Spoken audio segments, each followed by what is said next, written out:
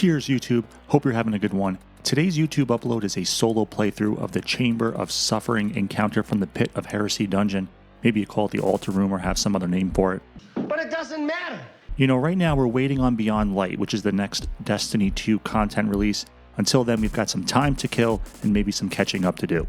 Some players are still working on a solo flawless clear of Pit of Heresy, and from what I've read online, this is the one encounter that trips people up and holds them back from that flawless clear. Now it makes sense because the Chamber of Suffering, the Altar Room, whatever you want to call it, is the one part of Pit of Heresy that really applies time pressure. Yeah, you can pretty much take your time with all the other encounters in this dungeon, but not this one.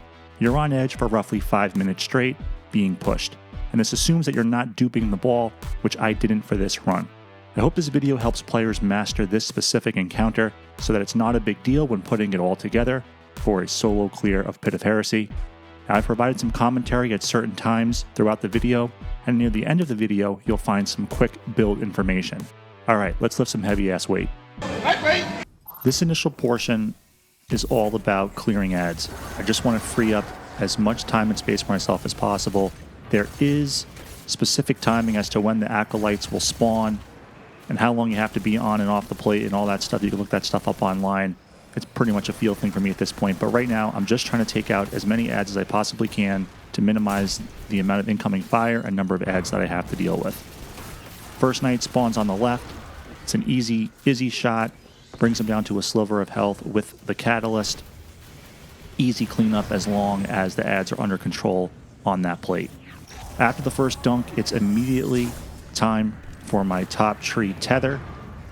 Keeps all the guys in the back there, lets me focus on the knights up top.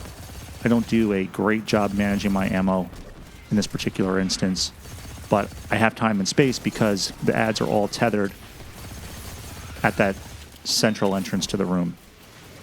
By now, they've already broken free, but I've had enough time to deal with the knights up top, and the ads will go down, especially those red bars go down pretty easily.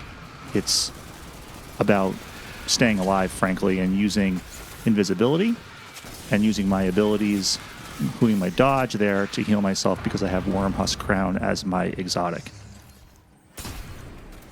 That second knight that came from the middle, I ignore him. I focus here on the right one.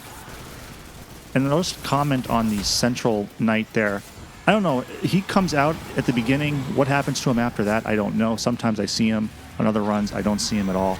I'm not 100% sure what becomes of him, but I don't deal with them. I don't want to make that run all the way up the middle to grab the orb and come back. I have done it before. You expose yourself to a great deal of fire and damage. It's just not worth it. So I'm going to focus on the left and right plates. As you see here, I'm back on the left-hand side now. Izanagi, leave the guy one shot, clear ads on my way out, come back up the middle so I'm touching that center plate here before dunking the orb. Now it's back to ad clearing, focusing on the knights. Now I'm using 21% delirium, so I will say that if you can knock off an ad or two to proc killing tally, that's a good thing because then you can put the knights up top down that much faster when it comes to 21% delirium. I'm clearing ads now, checking that right plate every so often to see, is the knight there? Is he not there? Constantly watching my ability indicators in the lower left-hand corner of the screen. Do I have my dodge, which will give me invisibility and will heal me? Do I have that available? Do I have a grenade available? Do I have my smoke bomb available? Here he is.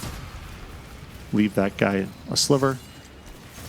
Clear some ads on the way out. Grab the orb. Come back up the middle. And it's really just rinse and repeat. Left-hand side, right-hand side. Do the best you can to control the ads. As a hunter, you can really use your aerial game to your advantage here when you're standing on the plate and you're just a sitting duck.